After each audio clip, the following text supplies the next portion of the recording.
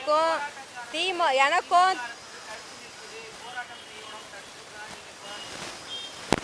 அதான் சொல்றேனே, நான் களத்துல நின்னா அது கலவரம்.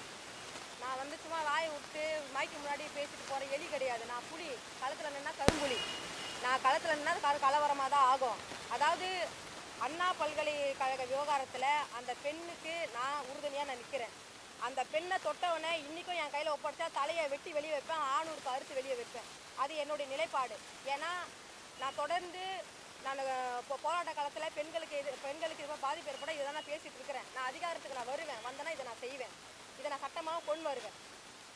அண்ணா பல்கலைக்கழக விவகாரத்தில் வந்து பார்த்தீங்கன்னா திமுகக்கும் எனக்கும் எந்த ஒரு சம்மந்தம் கிடையாது. அந்த கட்சிக்கும் என்னுடைய அமைப்புக்கும் எந்த ஒரு சம்மந்தமும் கிடையாது. தமிழ்நாட்டில் மூளை முடுக்கில், அதாவது கிராமப்புறங்களில், வயக்காட்டில் மாடு மேய்க்கிறப்ப, கம்பெனிங்களில் வேலை செய்கிறதுலலாம் இது போல் பாதிப்பு பெண்களுக்கு ஏற்படுது. இல்லை, நான் சொல்கிறது இல்லை, அவங்களுக்கெல்லாம் எதிர்கட்சி தலைவர் எடப்பாடி வந்து போராடுறாரா? நாம் தமிழர் கட்சி வந்து போராடுறா? தமிழக வெற்றி கழகம் போராடுதா? பாஜக போராடுதா? யாரா ஏடிஎம்கே போராடுதா?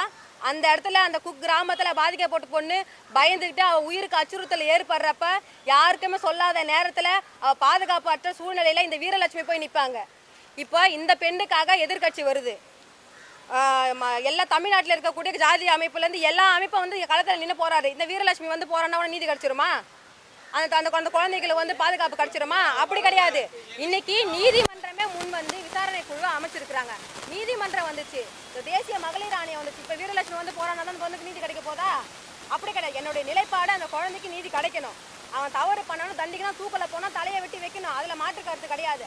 ஆனால் இந்த வீரலட்சுமியாக வந்து போராடலாம்னா தினந்தோற கிராமப்புறங்களில் பெண்கள் பாதிக்கப்படுறாங்க, பாலியல் ரீதியான தாக்குதலுக்கு பாதிக்கப்படுறாங்க. அந்த இடத்துல தான் இந்த வீரலட்சுமி போய் நிற்பேன். நான் வந்து ஒரு பெண்ணு பாதிக்கப்பட்டப்ப அவள் கற்பை சூறையாடுறப்ப அந்த குழந்தைய வச்சு நான் அரசியல் தேட விரும்பலை. நான் இன்னைக்கு தமிழ்நாட்டில் அண்ணா பல்கலைக்கழக விவகாரம், மாணவி விவகாரத்தில் யாராலுமே அரசியல் பண்ணுறீங்க. அதனால நீதிமன்றம் முன் வந்திருக்கு உங்கள் வாயெல்லாம் அடக்கணுன்றதுக்காக. அப்போ கூட நீங்கள் யாரும் அடங்க மாட்டேங்க, போராட்டம்னு வீதியில் இறங்குறீங்க. உங்கள் கட்சிக்குள்ளே எவ்வளோ பிரச்சனை இருக்குது. இதே ஏடிஎம்கேல இப்போ கூட 2 நாளைக்கு முன்னாடி எல்லா செய்தியிலும் போட்டாங்க. ஒரு சிறுமியோடைய பாலியல் இதுவில் வந்து வட்ட செயலாளர் இருக்கிறீங்க. எடப்பாடி கூட கை கோத்து கையில் வந்து பொக்கே கொடுக்குறாரு. அப்போ நீங்களும் தப்பு பண்ணியிருக்க. நாம் தமிழர் கட்சியில் தினந்தோறும் பாலியல் வழக்கில் ஒருத்தன் அரெஸ்ட் ஆகிறான். தமிழக வெற்றி கழகத்தில் தினந்தோறும் ஒருத்தன் பாலியல் வழக்கில் அரெஸ்ட் ஆகிறான். என் கட்சியில் எவனா ஒருத்தன் பாலியல் வழக்கில் அரெஸ்ட் ஆகிறான்னு ஒரு வரலாறு சொல்லுங்கள் பார்ப்போம். இத்தனை வருஷம் நான் அரசியல் பணித்தில் ஒருத்தன் இருக்கிறான்னு சொல்லுங்கள் பார்ப்போம். அடுத்த கணமே அவனை நாங்கள் காலி பண்ணுறோம்.